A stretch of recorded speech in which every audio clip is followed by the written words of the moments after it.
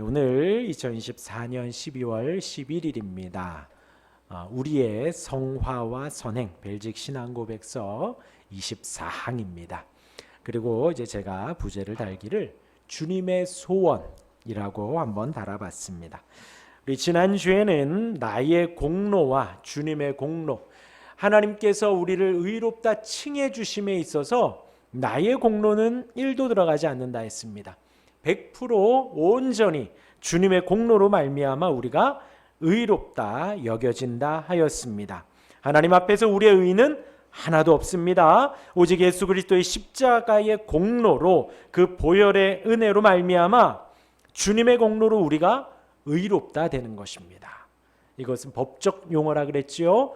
무죄 판결 받는 것입니다. 하나님 앞에 단 한 번이라 그랬어요. 우리가 거듭나고 우리가 성령으로 그 주님의 십자가의 공로가 우리에게 적용되어질 때, 우리가 마음으로 믿고 입으로 예수님을 나의 진정한 구주로 시인할 때에 우리의 의로움은 단 한 번 인쳐진다 하였습니다. 그렇게 값없이 주어진 칭의, 그리고 그 의롭다 여겨짐이 무엇을 기준으로요? 예수님의 공로로 말미암아 우리가 의롭다 여겨집니다. 그러하기 때문에 그것을 진실로 깨닫게 되면 우리는 주님을 더 사랑하게 됩니다. 값없이 의롭다 여겨졌기 때문에 우리가 막 살게 되어지지 않는다 그랬어요. 그것은 주님의 십자가의 공로와 희생을 아직 잘 모르는 것입니다.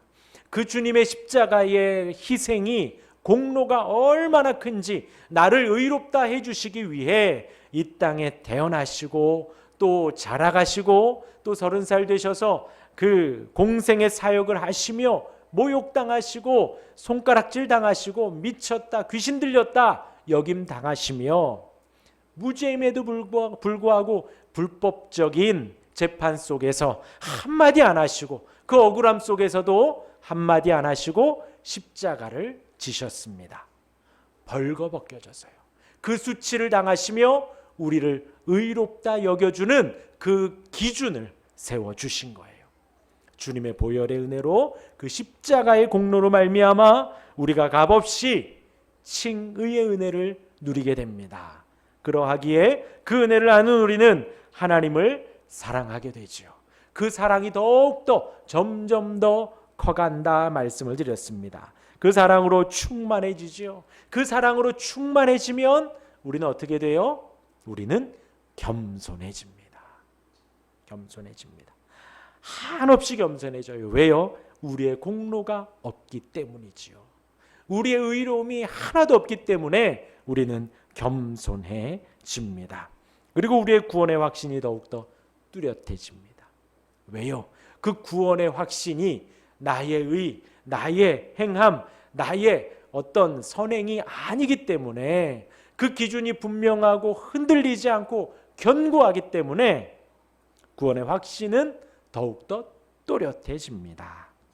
왜요? 예수님의 공로로 말미암기 때문입니다. 그래서 지난주에 이 말씀을 칭의에 대해서 말씀을 드렸고요.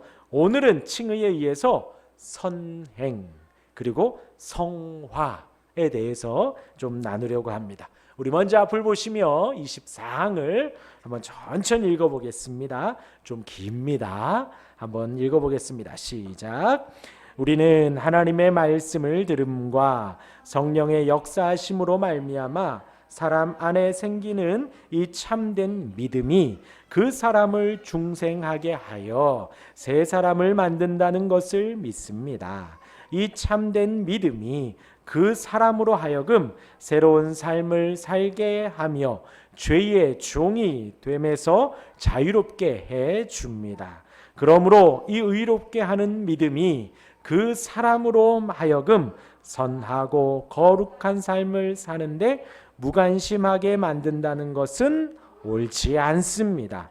오히려 의롭게 하는 믿음이 없이는 그 누구도 하나님에 대한 사랑에서 나오는 것은 아무것도 할 수 없고, 다만 자기 사랑이나 정죄받는 것에 대한 두려움에서 어떤 일을 할 뿐입니다.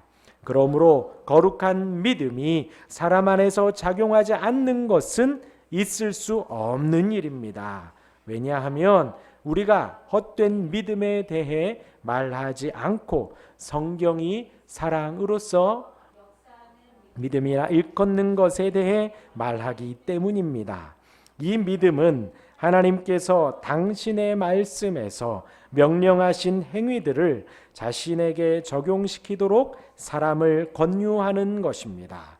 믿음의 선한 뿌리로부터 나온 이 행위들은 하나님 보시기에 선하고 받으실 만한 것입니다. 왜냐하면 이 행위들은 모두 하나님의 은혜에 의해서 거룩하게 되었기 때문입니다. 그럼에도 불구하고 그 행위들은 우리의 칭의에 이바지하지 않습니다. 왜냐하면 심지어 우리가 어떤 선도 행하기 전에 그리스도를 믿는 믿음을 통하여 우리는 의롭게 되기 때문입니다. 이렇게 의롭게 되지 않는다면 우리의 선행은 나무 그 자체가 선하지 않는 한 그 나무의 열매가 선할 수 없는 것보다 더욱더 선한 것일 수 없습니다. 그러므로 우리는 선을 행하지만 공로로 삼기 위해서 행하지 않습니다. 우리가 무엇을 공로로 내릴 있겠습니까? 우리가 행하는 선행에 대해 하나님께서 우리에게 빚지고 있다기보다 차라리 우리가 하나님께 빚지고 있습니다. 왜냐하면 우리 안에서 자기의 기쁘신 뜻을 위하여 우리로 소원을 두고 행하게 하시는 분은 바로 하나님이시기 때문입니다. 우리가 다음과 같이 기록된 말씀에 유의합시다. 이와 같이 너희도 명령받은 것을 다 행한 후에 이르기를 우리는 무익한 종이라 우리의 하여야 할 일을 한 것뿐이라 할지니라. 동시에 우리는 하나님께서 선행을 보상하신다는 사실을 부정하지 않습니다. 그러나 하나님께서 당신의 선물들을 주시는 것은 당신의 은혜에 의한 것입니다. 또한 우리가 선을 행할지라도 우리는 그 선행에 우리의 구원의 근거를 두지 않아야 합니다. 우리는 우리의 육체로 더럽혀지지 않고 마땅히 형벌을 받지 않는 한 단 하나의 행위도 할 수 없습니다. 설령 우리가 한 가지 선행을 보여줄 수 있다 하더라도 한 가지 죄에 대한 기억만으로도 하나님께서 그 선행을 거절하기에 충분합니다. 따라서 우리가 우리 구주의 고난과 죽음의 공로에 의지하지 않는다면 우리는 항상 의심에 가득 차서 어떤 확신도 갖지 못한 채 방황하게 될 것이고 우리의 가련한 양심은 끊임없이 괴로워할 것입니다. 아멘. 수고하셨습니다. 네. 예. 이제 방금 읽은 이 24항의 전체 내용이 무엇을 말하느냐? 이제 우리의 성화, 거룩하게 되어져 감을 말을 합니다. 그리고 그 가운데에서 우리가 이 땅을 사랑하며 선행을 행하며 살아간다라는 것을 말을 하는 거예요. 근데 이제 선행하는 구절, 이 24항 전체의 기반이 되는 구절이 맨 첫 번째 나옵니다. 우리는 하나님의 말씀을 들음과 성령의 역사하심으로 말미암아 사람 안에 생기는 이 참된 믿음이 그 사람을 중생하게 하여 새 사람을 만든다는 것을 믿습니다. 무엇이요? 우리의 믿음이 있는데 그 믿음이 어떤 믿음이라고요? 참된 믿음. 참된 믿음이 어떻게 생긴다고요? 하나님의 말씀을 들음에서 생기는 것입니다. 하나님의 말씀을, 그 참된 말씀을, 참된 지식을, 하나님의 성경 말씀을 우리가 들을 때에 우리 안에 참된 믿음이 생기는데 무엇으로요? 성령의 역사로. 두 가지가 있다 그랬습니다. 참된 지식과 참 성령의 역사. 이 두 가지 중 하나만 좀 빠지더라도 우리 안에 참된 믿음은 있을 수가 없습니다. 참된 지식만 있다고 하면 그 사람은 바리새인처럼 사람을 정죄하는 일만 할 것이고, 또 성령의 역사만 있다면 하나님에 대한 오해하기에 충분한 우리의 모습을 보게 되어지는 거죠.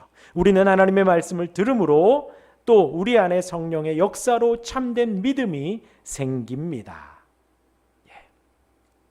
하나님께서 그러한 성도들을 향해서 우리를 성화시켜 갑니다. 말씀드린 대로 지난주에 칭의, 하나님이 우리를 먼저 의롭다 칭해 주셔요.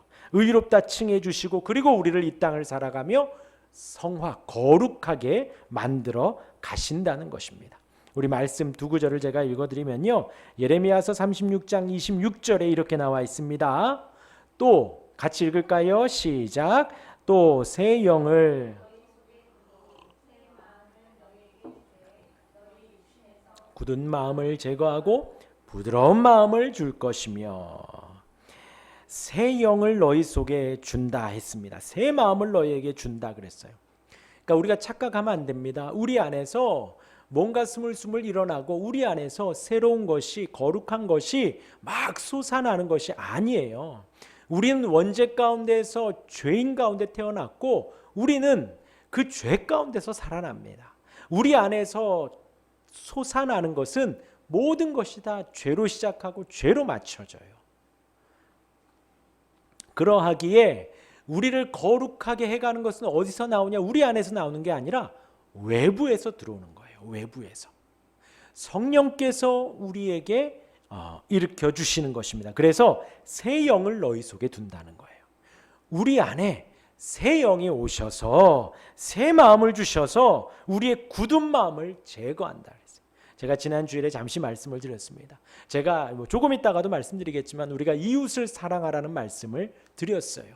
이웃을 사랑하라. 그리고 그것은 단순히 살인하지 말라, 간음하지 말라, 도둑질하지 말라, 거짓말하지 말라라는 외적인 것으로 되지 않는다 그랬죠. 우리 마음까지 지적한다라고 했습니다. 제가 그래서 여러분 마음으로 미워하지 마십시오. 우리의 말에 거짓말하면 안 됩니다.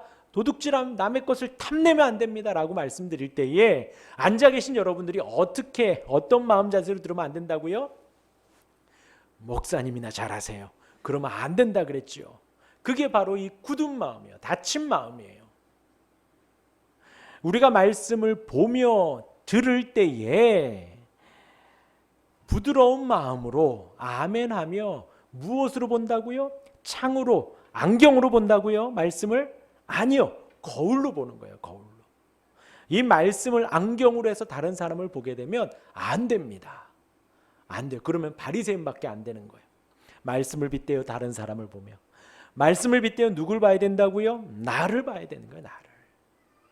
그래서 이렇게 제가 말씀을 막 드리면 여러분들 안에 그래 저 말씀은 꼭 이 사람 얘기야, 저 사람 얘기야, 목사님 얘기야, 목사님 좀 잘해야 돼, 그렇게 들으면 안 된다는 거예요. 그게 바로 여기 예레미야서에서 말하는 굳은 마음입니다. 하나님의 말씀이 들어갈 수가 없는 거예요. 그 마음을 제거하고 부드러운 마음을 주신다는 거예요. 무엇이요? 성령이요. 성령이 어떤 마음을 준다고요? 부드러운 마음. 굳은 마음이 아니라 부드러운 마음을 주십니다. 또 요한복음 3장 3절 같이 한번 읽겠습니다. 시작. 예수께서 대답하여 이르시되 진실로 진실로 하나님의 나라를 없느니라. 그 부드러운 마음과 더불어서 똑같은 게 뭐냐? 다른 거 아닙니다. 똑같은 건 뭐냐? 거듭나야 되는 거예요. 다시 태어나야 되는 것입니다. 무엇으로요? 성령으로 다시 태어나야. 그러니까 지금 그 성경교사가 예수님을 찾아왔고 이 가르침을 들으니까 거듭남에 대해서 깜짝 놀라서 말을 하잖아요. 내가 지금 성인인데 어떻게 부모의 엄마의 뱃속에 다시 들어갔다가 나옵니까? 그럴 수 없지요. 그럴 수 없지요. 성령으로 우리가 다시 태어나는 것을 말하는 거예요. 엄마 뱃속에 들어갔다가 다시 나오는 것이 아니라 다시 성령으로 거듭나는 것을 말합니다. 예, 어제도 우리 라엘이를 보고 왔습니다. 저기 뒤에 있는 아이는 나엘이고요. 가나의 나엘이고, 제가 어제 보고 온 아이는 가나다라 라엘입니다. 라엘이가 이제 태어난 지 2주가 됐습니다. 정말 조그매요. 요만해요. 그런데 그 조리원에 있는데 요만한 애가 아니라 2달 된 아기가 왔다 그랬나요? 확실히 아이가 큰 요만한 아이가 왔더라는 거예요. 그래서 얘가 왜 이렇게 크죠? 그랬더니 2달 된 아이가 왔다 그러더라고요. 그래서 저기 뭐죠? 쌍둥이가 태어났는데 그 아이는 조금 아파서 병원에 좀 있다가 이제 좀 회복이 돼서 조리원으로 왔대요. 2달 차이만 나도 급수가 달라지죠. 아직 나엘이도 돌은 안 됐죠. 그런데 급수가 달라요. 요만해요. 라엘이는 요만합니다. 아직 고개도 못 가누고 막 그래요. 그런 아이도 돌이 안 된 아이도 다시 엄마 뱃속에 들어갔다 나오는 건 말이 안 되는 것입니다. 그렇죠? 거듭난다, 다시 태어난다라는 것을 이해를 하지 못하는 것입니다. 그러니까 예수님이 말씀하시는 거예요. 성령으로 거듭나는 것을 너는 왜 모르느냐? 성경을 아는, 성경을 이스라엘에 가르치는 너희가 왜 모르느냐? 예수님이 혼내셨어요. 그 거듭나는 것이 예레미야서의 말씀을 따라 굳은 마음을 제거하고 부드러운 마음을 갖는 것입니다. 우리 옛사람이 죽고 성령으로 새로 태어나는 것입니다. 그래서 우리가 여기에서 말하는 성화되어져 간다, 그거는 중생한다 같은 말이고요. 거듭난다 같은 말입니다. 회심 다 같은 말입니다. 다시 태어난다, 다시 살아나는 거예요. 그래서 이제 우리가 성화에 대한, 우리가 거룩히 살아간다 라고 할 때에 제일 먼저 무엇을 생각해야 되냐? 우리 마음 안에 근본적인 변화가 있어야 나아간다라는 거예요. 사람이 할 수 있다 없다? 사람은 할 수 없다. 우리 안에서는 우리가 거룩하게 살아갈 수 없다는 거예요. 성령께서 하셔야 우리가 진정 거룩한 삶으로, 성화된 삶으로 살아갈 수 있다는 것을 시작합니다. 방금 읽어드린 대로 닫혀진 마음을 여는 것입니다. 굳은 마음이 마음을 부드럽게 하는 것입니다. 할례 받지 못한 우리의 마음에 할례를 받는 것입니다. 새 영을 부어주신다라는 거예요. 그렇게 성령의 의주로 말미암아 우리 안에 새로운 자질들이 일어나는 거예요. 잘 들으세요. 밖에서 오는 것입니다. 내 안에서 일어나는 것이 아니에요. 죽었던 그 의지를 살리는 것입니다. 하나님에 대한 그 죽었던 의지를 살리는 거예요. 악한 것을 선하게 만드십니다. 하기 싫어하는 의지를 기꺼이 하는 마음으로 바꿔가는 거예요. 완고한 의지를 순종하는 마음으로 만들어가는 것입니다. 제가 왜 이 부분에서 강조를 하느냐? 저와 여러분들은요, 윤리적으로 도덕적으로 살아가요. 기본적으로 사람이 어떻게 그럴 수 있느냐? 그러죠. 우리는 기본적으로 사람처럼 살아갑니다. 그래서 기본적으로 보세요. 살인하지 말라. 여기에 부정달 사람 없습니다. 뭐 도둑질하지 말아라, 거짓말하지 말아라. 여기에 대해서 우리가 세상 사람들도, 예수 믿지 않는 사람들도 이 부분에 있어서 토달 사람은 없습니다. 우리 마음 안에는 그렇게 해야지 하는 생각들이 누구나 다 있어요. 그런데 성령으로 말미암은 우리의 거룩하게 되어짐은 차원이 다른 거예요. 차원이. 우리가 예수님으로 말미암아 구원받았다라는 것이 어마어마한 신비입니다. 마찬가지로 우리가 거룩하게 하나님화되어서 이 땅을 살아가는 것조차도 신비인 거예요. 그래서 제가 지금 이 말씀을 드리는 거예요. 성령의 의주로 말미암아 새로운 자질들이 주입되는 거예요. 주입되는 거예요. 아시겠죠? 밖에서 들어가는 것입니다. 악한 것을 선하게 만드시고 하기 싫어하는 것을 기꺼이 하는 마음으로 바꾸시고 완고하고 불순종하려는 내 의지를 순종하려는 마음으로 바꾸는 거예요. 내가 바꾸는 게 아니라 그랬어요. 외부에서 성령께서 우리를 바꾸어 주신다라고 말씀을 드렸습니다. 성경에 예가 많으나 우리가 요즘 묵상하는 두 가지를 말씀드리겠습니다. 하나는 지난 주일에 말씀드렸던 십계명이에요. 이웃을 어떻게 하라고요? 미워하라고요? 이웃을 사랑하라고요. 사랑하라고요. 부모를 공경하라 했습니다. 그 부모에는 단순히 우리 육신의 부모를 넘어서서 우리가 사회에서 만나는 모든 이들을 말씀드렸습니다. 회사에서 선후배 동료들 혹은 동호회에서 주변에서 만나는 모든 이들, 나보다 직급이 높은 사람들, 그 모두를 우리가 대하는 모든 사람들을 부모의 범주에 다 포함시켰다라고 했습니다. 뭐 교회 말할 것 없지요. 구역장님, 목사님 할 것 없습니다. 마음으로 공경하라 했습니다. 그래서 칼빈이 뭐라고 했다고요? 부모를 공경하지 않는 자는 뭐와도 같다? 뭐와도 같다? 예, 일본에서 들으셨군요. 괴물과도 같다 그랬습니다. 괴물과도 같다. 그렇기 때문에 우리가 부모를 마음으로 단순히 순종하는 여부가 아니라 내 마음으로 공경하라는 것입니다. 살인하지 말라 했습니다. 우리가 단순히 어떤 육체적으로 해를 입히고 아프게 하고 죽음에 이르는 것을 살인이지만 예수님은 우리의 마음을 꼭 집었지요. 형제에게 어떻게 하는 거예요? 분노를 표출하는 것도 살인이라 그랬습니다.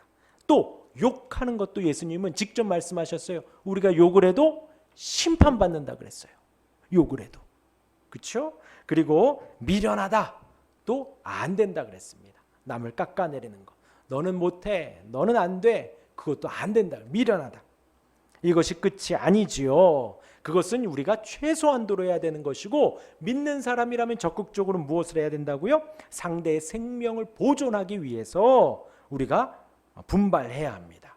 길 가다가 위험한 것 있으면 치워줘야 하고요. 길 가다가 사고 날 것 같으면 사전에 우리가 미리 준비를 해줘야 합니다. 상대의 생명을 더 보존해 주는 것도 우리의 역할이라 했습니다. 간음은요, 마음으로 음욕을 품지 말라 했습니다. 우리의 눈빛도 심지어 우리의 말투조차도 조심해야 한다 말씀을 드렸어요. 도둑질하지 말라 했습니다. 남의 것을 빼앗는 것 도둑질이지요. 다른 사람의 시간을 뺏는 것도 도둑질이라 했습니다. 더 나아가서 어떻게 해야 된다고요? 내가 도움을 주어야 합니다. 그 사람의 재산이 증진되도록 내가 노력하는 거예요. 이웃의 부족한 부분을 채우는 것입니다. 내가 돕는 것에 있어서 내가 그냥 2개 있으니까 하나 나눠줄게. 그게 아니에요. 나에게 없어요. 근데 이 사람에게 필요한 것 같아요. 그럼 내가 준비하고 만들어서 내가 더 노력해서 나누어 주는 거예요. 거기까지를 도둑질하지 말라로 본 것입니다. 또 거짓말하지 말라 했습니다. 거짓말도 하지 말아야 하고 더 나아가서 다른 사람의 명예와 평판을 해치는 것도 하지 말아야 합니다. 최소한도로 우린 그렇게 하지 말아야 되고요. 더 적극적으로 뭘 해야 된다고요? 우리가 진리를 지켜야 하는 거예요. 우리가 있는 모든 곳에서 하나님을 폄훼하거나 하나님의 이름이 망령되이 일컬어질 때 우리는 담대히 나아가서 그러지 말자고 말할 수 있어야 합니다. 하나님 그런 분 아니라고, 하나님은 사랑이라고 말할 수 있어야 하지요. 탐심도 버려야 합니다. 우리의 마음이라 그랬어요. 그런데 우리는 어떤 존재인가요? 우리는 태생이 탐욕 덩어리예요. 갓난장이도 분유 달라고 울잖아요. 저 아이가 부모의 상태를 살피면서 울까요? 아, 지금은 할머니가 좀 힘드시니 내가 조금 있다가 달라 그래야겠다. 나엘이가 그러던가요? 아니요. 2시간 지나면 어김없이 울고요. 2시간 지나면 또 자다가 깨서 또 울고요. 기저귀 갈아달라고 떼쓰지요. 할머니가 화장실에 있든 안방에 있든 주무시든 엄마가 뭐 하든 일하든 상관없습니다. 자기 배고프면 무조건 우는 것이고 자기 불편하면 무조건 우는 거예요. 그렇게 태생의 탐심이 가득해서 우리는 탐심으로 살아갑니다. 이것은 내적인 것이라 그랬죠. 외적인 것이 아니라 이 탐심을 버려야 합니다. 어떨 때 버릴 수 있다고요? 하나님을 제대로 바라볼 때 우리는 탐심을 버릴 수가 있습니다. 하나님이 온 세상을 만드시고 다스리셨죠. 그것이 우리에게 아멘이 되면요, 우리가 아침에 눈 떠서 새벽 공기를 맞고 아침에 눈 떠서 아침에 막 분주한 일상을 볼 때 우리는 감사할 수 있어요. 하나님이 오늘도 온 세상을 허락하셨구나. 잎풀들이 나게 하셨고 새들이 날게 하시고 동물들이 있게 하시고 우리에게 또한 호흡을 주셨구나 라는 것을 알고 감사할 수 있는 것입니다. 그리할 때에 우리의 탐심은 물러가게 돼 있어요. 그게 성경에서 말하는 자족이라고 말씀드렸습니다. 이렇게 우리는 성화되어져 가는 거예요. 그런데 이제 제가 두 가지를 말씀드렸어요. 이웃을 사랑하는 한 각각의 목록에서 최소한의 내용들과 적극적인 내용들을 말씀드렸습니다. 우리가 단순히 생각하는 것들은 다 최소한의 내용들이에요. 이 내용들은 세상 사람들도 다 합니다. 세상 사람들도요. 남의 시간을 빼앗지 말아야지 다 합니다. 다른 사람을 욕하지 말아야지 다 합니다. 그런데 하나님은 우리에게 무엇까지 원하신다고요? 진리를 수호하는 것까지, 하나님을 우리가 지키는 것까지, 그리고 다른 사람의 재산을 증진시켜 주는 것까지. 이 사람의 필요가 있다면 내가 이를 조금 더 해서라도, 더 노력을 해서라도 그 필요를 채워주는 것까지. 초대교회에서는 어떻게 했다고요? 내 재산을 팔아서 성도들의 필요를 채워주었다라는 거예요. 그것은 우리의 영역이 아니지요. 세상 사람들은 아무리 생각해도 거기까지는 생각을 못합니다. 생각해봐야 내가 두 개 가지고 있는 것 하나 나누는 것뿐이지요. 그래서 성령의 인도하심이다라고 말씀을 드리는 것입니다. 정말 새로움 속에서 우리가 거룩해져 가는 것이다 말씀을 드리는 거예요. 그리고 엊그제 새벽 말씀을 하나를 더 보면요, 마태복음 25장 31절에서 46절까지입니다. 먼저 25장 34절에 보면요, 우리 같이 한번 읽어볼까요? 그때에 시작. 그때에 임금이 복받은 자들이여 나와 창세로부터 너희를 위하여 예비된 나라를 상속받으라. 예수님이 하시는 말씀입니다. 예수님께서 뭐라 하셨냐? 영광 중에 다시 오셔요. 그리고 그 심판대에 직접 앉으시는 거예요. 예수님이 왕권을 가지고 앉으십니다. 그리고 양과 염소를 구분한다는 거예요. 그리고 오른편에 양을 두시며 하신 말씀이 34절이에요. 오른편에 있는 자들에게 이르시되 내 아버지께 복받을 자들이여 너희를 위하여 예비된 나라를 상속받으라. 두 글자로 어디를 간다고요? 천국. 오른편에 있는 자들은 너희들은 천국에 갈 자들이다 라고 말씀을 하셨어요. 그리고 그들이 무엇을 했는가 보니 35절 6절입니다. 시작. 내가 줄일 때에 너희가 먹을 것을 주었고 목마를 때에 마시게 하였고 나그네 되었을 때에 영접하였고 헐벗었을 때에 옷을 입혔고 병들었을 때에 돌보았고 옥에 갇혔을 때에 와서 보았느니라. 그랬더니 그 오른편에 있는 자들이 뭐라 그랬게요? 그렇죠, 내가 그렇게 주님 따랐죠 했나요? 아니요. 그들이 뭐라 그랬냐? 제가 언제 그랬나요? 제가 과연 언제 주님을 입혔고 주님을 먹을 것을 줬고 목마름을 해갈시켜 주었는데 우리가 언제 그랬나요? 라는 거예요. 그랬더니 예수님 뭐라 그러시냐? 우리 중에 형제들에게 그렇게 한 것이 나에게 한 것이다. 작은 자에게 그렇게 한 것이 나에게 한 것이다 라고 예수님이 콕 집어서 말씀을 하셨어요. 우리 형제들 중에 돌보는 거예요. 그리고 누구에게? 작은 자에게. 이 작은 자의 의미가 뭐냐면요, 대가가 없다는 거예요. 주고 끝이라는 것입니다. 헐벗었을 때 입을 걸 주고 끝이에요. 목마를 때 마실 걸 주고 끝이에요. 제가 왜 이 끝이라는 말을 써요? 세상은요, 줬으면 받아야지요. 내가 또 받았으면 또 주어야지요. 이게 세상의 개념이에요. 그런데 지금 예수님이 심판대 가운데 천국으로 이렇게 딱 갈라서 천국 갈 사람들, 옮긴 사람들은 누구냐? 이들은 항상 형제를 돌본 거예요. 그러한 대가 없이 줄일 때에, 목마를 때에, 헐벗었을 때에, 감옥에 갇혔을 때, 병들었을 때에 그들을 도와준 것입니다. 그런데요, 두 가지예요. 예수님이 너 그렇게 했잖아 했는데 내가 언제요? 이것은 두 가지입니다. 하나는 정말 겸손한 거예요. 내가 못한 게 아닙니다. 성령께서 하게 하셨지요. 겸손한 것입니다. 또 하나는 뭐예요? 늘 이런 삶을 살았기에 내가 그랬던가 하고 까먹은 거예요. 오른손이 하는 일을 왼손이 모르게 하라. 어떻게 이게 가능합니까? 오른손이 하는 일 왼손이 모를 수가 있어요? 이렇게 하면 되나요? 안 돼요. 그런데 가능한 것은 우리가 버릇처럼 하면 되는 거예요. 버릇처럼. 우리가 어제 저녁 뭐 먹었는지 한참 기억해 봐야 됩니다. 그제 저녁에 뭐 먹었는지, 어제 점심에 뭐 먹었는지 한참 고민해 봐야 돼요. 왜요? 아침, 점심, 저녁 우리 늘 먹으니까요. 늘 먹으니까. 버릇처럼 하는 일은 기억하지 못하는 거예요. 내가 언제 주님의 옷을 주었고 먹을 걸 주었고 마실 것을 주었습니까? 이 단락을 정리하면요, 예수를 믿는 것은 단순히 우리의 생각과 우리의 이상을 쫓아가는 것이 아니라 우리의 삶 속에 하나하나 나타나는 것이라는 것입니다. 그래서 오늘 우리의 주제와도 같이 성화라는 것은 선택이 아니라 필수라는 거예요. 우리가 성령으로 말미암아 거듭나 예수님을 나의 구주로 믿습니다. 그러면 우리의 삶은 그 새로운 성령의 은혜로 말미암아 거룩해져 가는 거예요.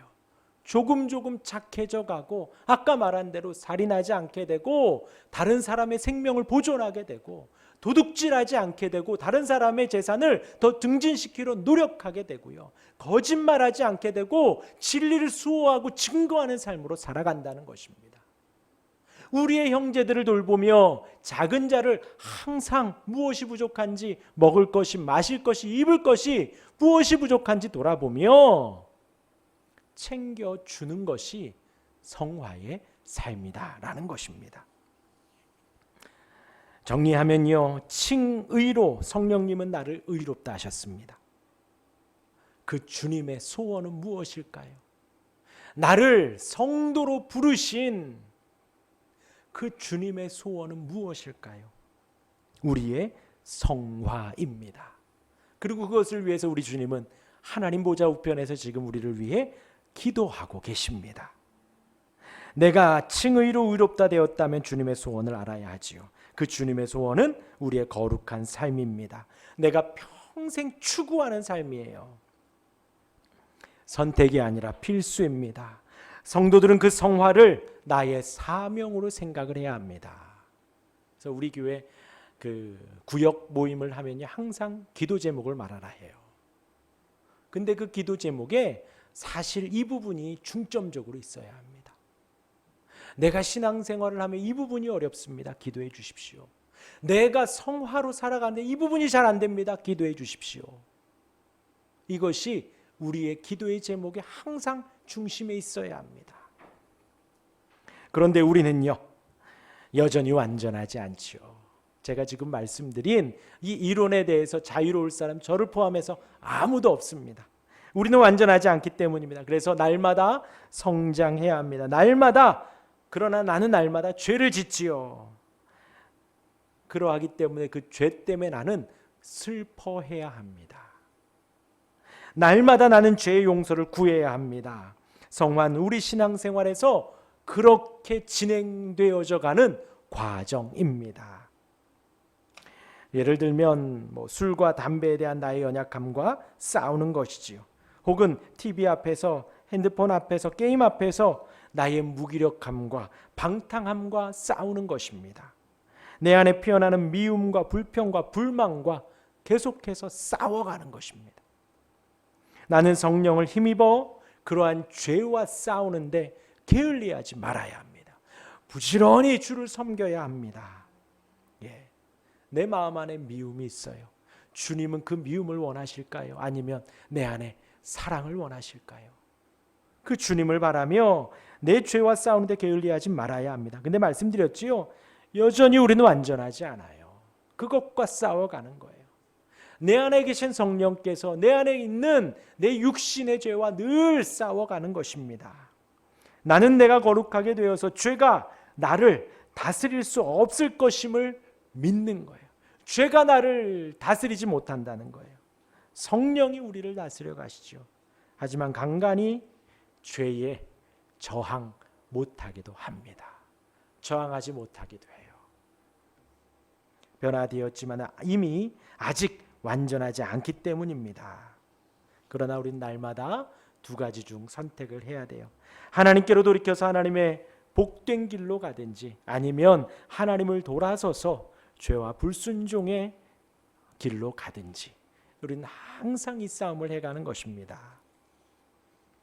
그런데 그렇게 우리가 성화되어져 갑니다. 그리고 선행을 행하며 갑니다. 선을 행하며. 그런데 그것이 우리를 구원으로 이끌거나 구원에 이르는데 조금이라도 도움이 될까요? 아니라는 거예요. 오늘 기록에는요.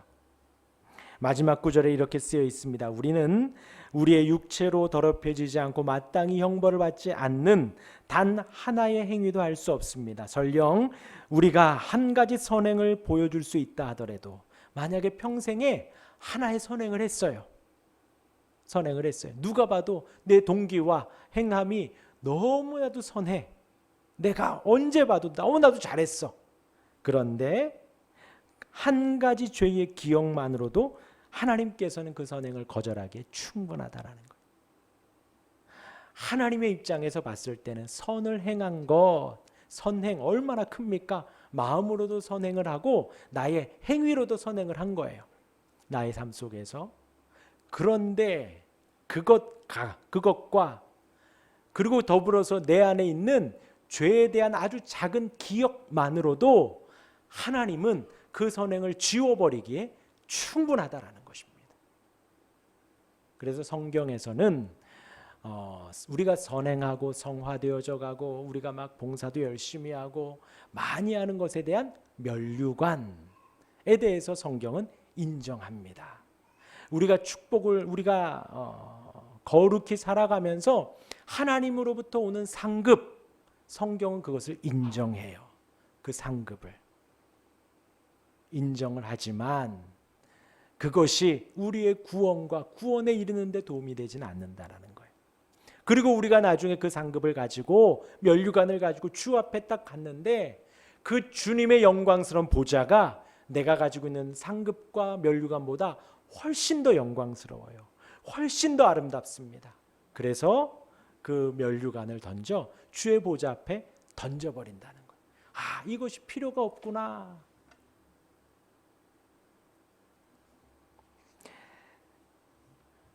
성령께서 우리를 의롭다 하시고 성령께서 우리를 성화시켜 가십니다. 그것이 주님의 소원입니다.